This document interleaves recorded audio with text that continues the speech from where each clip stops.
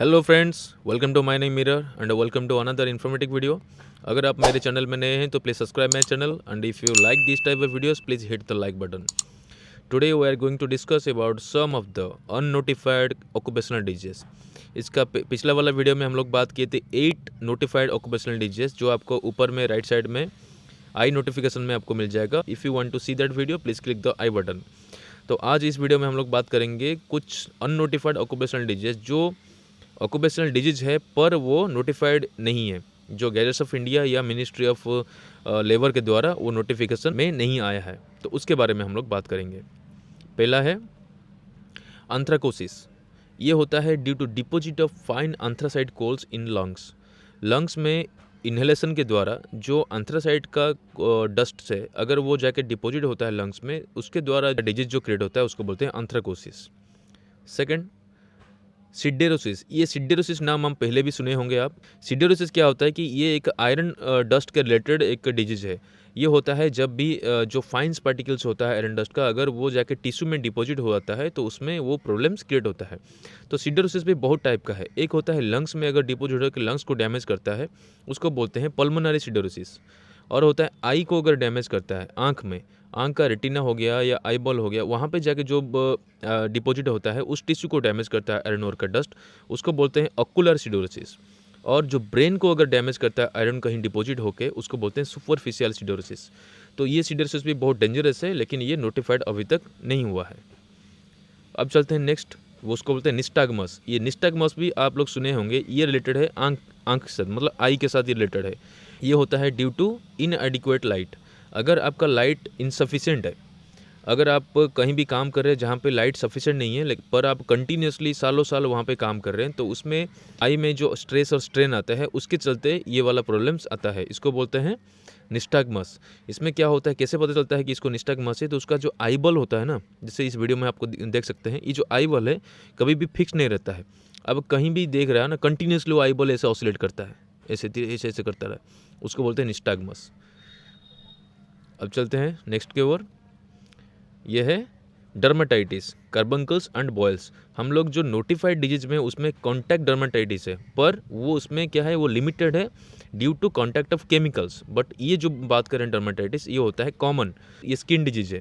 ये होता है due to choking of pores in skin. हम लोग का जो स्किन है जहाँ पे हेयर्स रहता है, उसका जो रूट है ना, वो एक पोर रहता है। वो पोर्स क्या है कि उसमें स्वेट्स भी निकलता है।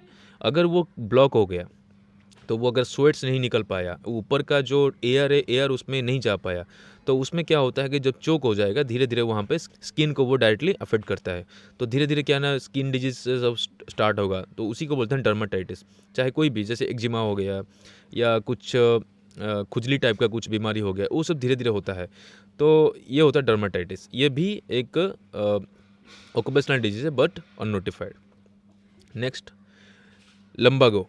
लंबागो को हम लोग को देखिए, ये जैसे पिक्चर में हम दिखा रहे हैं, बैक पेन जो होता है, चाहे वो सही तरह से आप पोस्चर आपका सही नहीं है बैठने का, उसमें भी आपका इफेक्ट आता है। नीचे में जो लोअर स्पाइनल्स है, तो उसमें जो पेन आता है वो कोई भी कारण के द्वारा आ सकता है।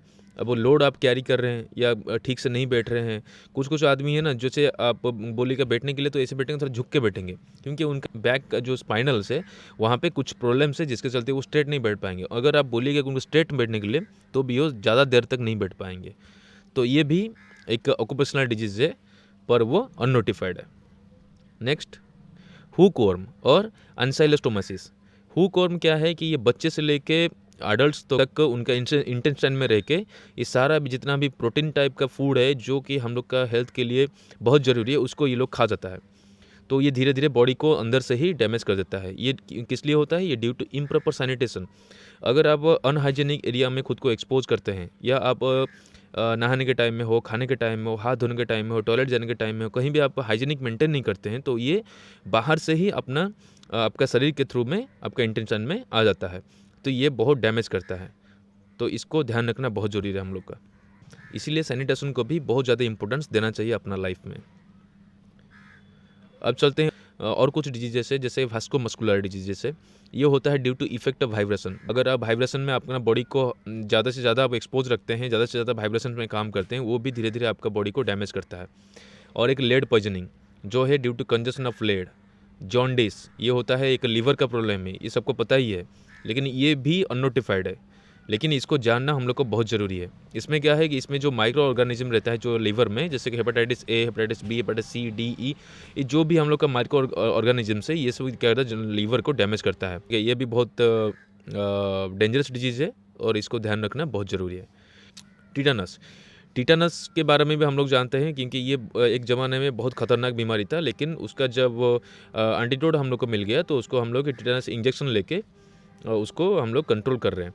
लेकिन अगर कोई भी आदमी कहीं उसको चोट लगा और वो घाव बन गया और उसको सही तरह से वो हैंडल नहीं कर पाया, कंट्रोल नहीं किया, टिटेनस इंजेक्शन नहीं लिया, उसको सही तरह से उसको ड्रेसिंग नहीं कर रहा है, उसको वुंड को सही ख्याल नहीं रख रहा है, तो धीरे धीरे क्या है वो डैमेज करेगा अपना स्किन, उसका ब्लड, उसका बोन्स, हर चीज़ में वो धीरे धीरे अफेक्ट करता है। लास्ट में आदमी फैटल भी हो सकता है। इसीलिए टिटेनस को भी इतना ईजीली नहीं लेना चाहिए। तो कहीं भी आपको चोट लगे तो इमीडिएटली जाके टिटेनस इंजेक्शन ले लीजिएगा। तो ये हो गया कुछ अननोटिफाइड ऑक्यूपेशनल डिजीजेस जिसके बारे में सभी लोग को ज्ञान होना चाहिए, चाहे वो नॉर्मल हो, चाहे वो कोई माइनर या माइनिंग से रिलेटेड हो, चाहे कोई प्रोफेशनल हो, जो कोई भी प्रोफेशन हो, सब लोग को इसके बारे में जानना बहुत ज़रूरी है। तो फ्रेंड्स, इस वीडियो में इतना ही। अगर आपको वीडियो अच्छा लगे तो लाइक एंड सब्सक्राइब जरूर करिएगा, and if possible please share with your friends. See you in the next video with some other information. Thank you.